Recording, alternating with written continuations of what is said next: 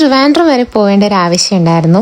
പക്ഷെ വീഡിയോസ് എടുത്തത് മൊത്തം എന്തൊക്കെ കഴിച്ചു എന്നുള്ളത് മാത്രമാണ്. ബ്രേക്ക്ഫാസ്റ്റ് സ്റ്റാർട്ട് ചെയ്ത് തന്നെ അടിപൊളിയായിരുന്നു. നല്ല ചൂടിടലിയും 3-4 തരത്തിലുള്ള ചമ്മന്തികളും സാമ്പാറും.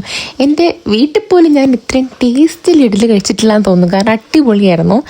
ഞാൻ നേരത്തെ കഴിച്ചു കഴിഞ്ഞു. ഇവർക്ക് വേണ്ടി വെയിറ്റ് ചെയ്തിരിക്കുന്ന സമയത്ത് എൻ്റെ ഉള്ളിലെ കലാകാരി ഞാൻ പുറത്തെടുത്തു.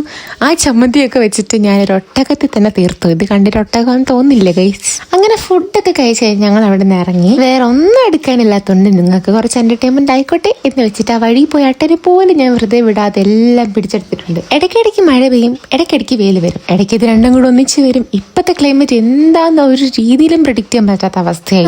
ഇനി ലുലുമള കണ്ടില്ല എന്നുള്ള പരാതി വേണ്ട, കാണാത്തവരൊക്കെ കണ്ട് നിറച്ച് കണ്ടോ. കേറണം എന്നൊക്കെ വിചാരിച്ചതാണ്, പക്ഷെ എങ്ങനെ പോയാലും കാറ് പാർക്ക് ചെയ്യാൻ വേണ്ടി കറങ്ങി അവിടെ 2 മണിക്കൂർ എങ്ങനെ പോയാലും പിടിക്കും. പിന്നെ നമ്മൾ ഉച്ചയ്ക്ക് ബിരിയാണിയാണ് കഴിച്ചത്.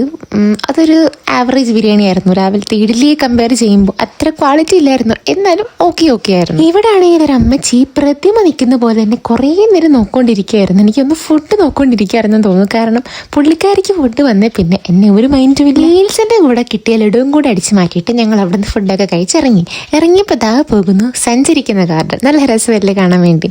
പിന്നെ വൈകിട്ട് പഴംപൊരിയും ചായയും കൂടെ കുടിച്ചു. ഇത് വേണമെങ്കിൽ ഒരു ട്രിവാൻഡ്രം ഫുഡ് വ്ലോഗായിട്ട് കണക്കാക്കാം. അപ്പോൾ അത്രയേ ഉള്ളൂ. ടാറ്റാ.